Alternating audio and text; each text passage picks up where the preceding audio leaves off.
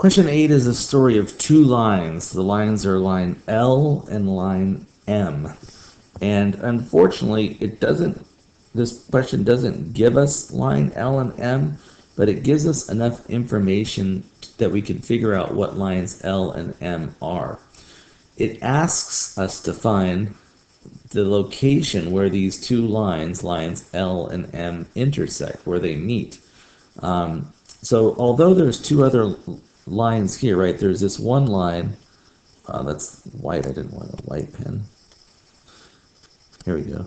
I've got this line, which is 6 times x minus y equals 7, and then this other line, y equals 2/3 x minus 4. Those are not lines L and M, but the problem uses those two lines to help us figure out what L and M are. I'm going to start by graphing this first line, 6x minus y equals 7. And to be honest, what I think I'm going to do is I'm just going to try and create like a small table of values. I want to consider x and then try to figure out what the y's are. So if x is 0, I can handle that one fairly well because let me write the equation here. It is 6 times x minus y equals 7. Well, if x is a 0, 6 times 0 is 0, so I get negative y equals 7. Therefore, y must be negative 7. I mean, yeah, negative y equals 7, y must be negative 7. So that's one point I can plot. 0, 1, 2, 3, 4, 5, 6, and it's right down there. Kind of unfortunate that I had my arrow there, but it's right down here at this line. 1, 2, 3, 4, 5, 6, and 7. And then I'm just going to move over 1. I'm going to make x be 1. So if I move over and x is the number 1, this equation becomes 6 times 1, which is 6, minus y equals 7.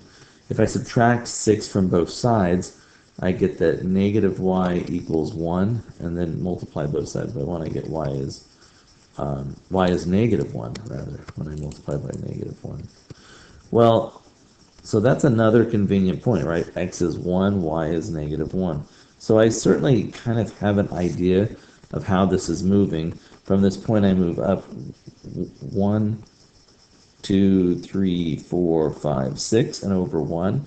And I could keep that pattern up, right? 1, 2, 3, 4, 5, 6, and then over 1. So I have a pretty good idea of what this is looking like at this point. In fact, I want to go ahead and connect it with a line. So that's a pretty good representation of this line. The problem is that's not line L. The problem tells me that L is going to be perpendicular to that line. It's going to make a right angle with that line. And line L is going to go through the point 0, 6. 0, 6 lives right here. 0, 1, 2, 3, 4, 5, and 6. This is the point 0, 6.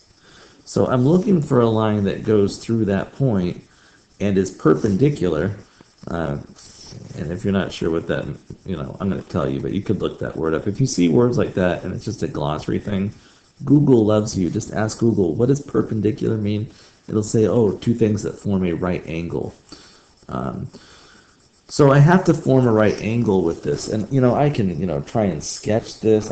Something in here is going to be it, but I'm like, how do I know exactly where it's at? How do I get really close? This is one of those times where, unfortunately, I'm just kind of at a loss, so I'm going to tell you.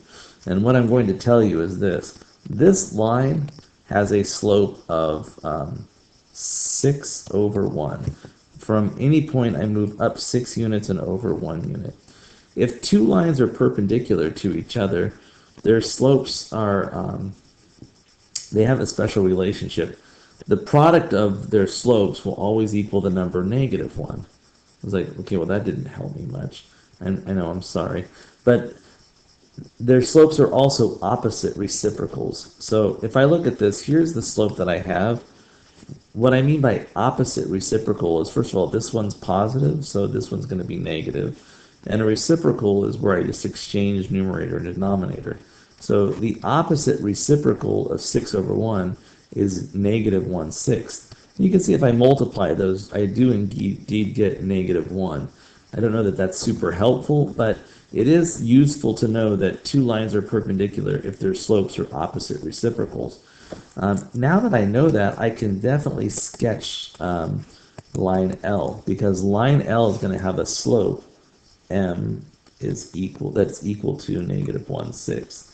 So from here, from this point, I can go, no, from this point, right, I can go, let's see, up 1 and over 6.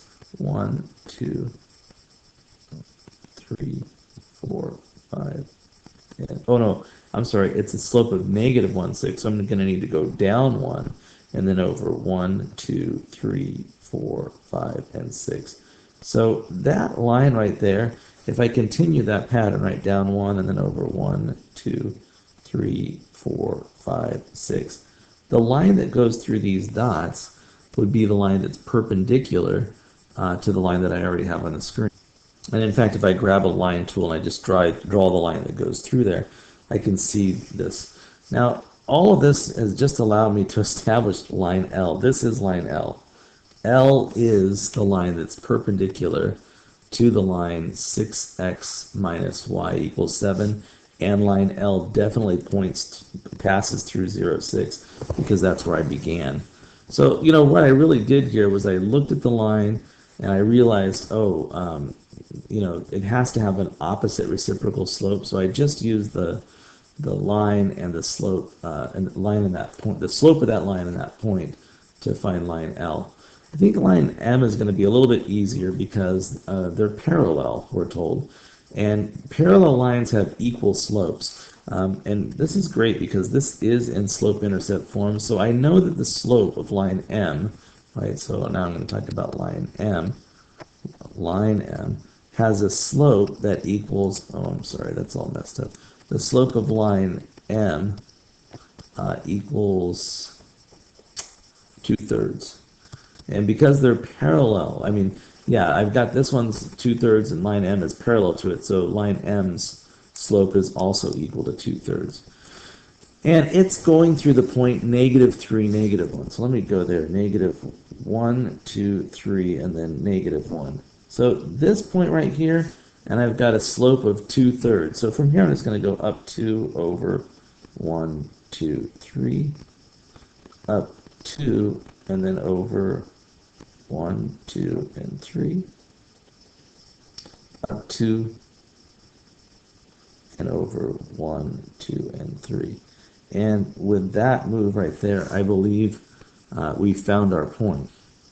I've gone ahead and drawn all of line M ends just so that we can see it visually.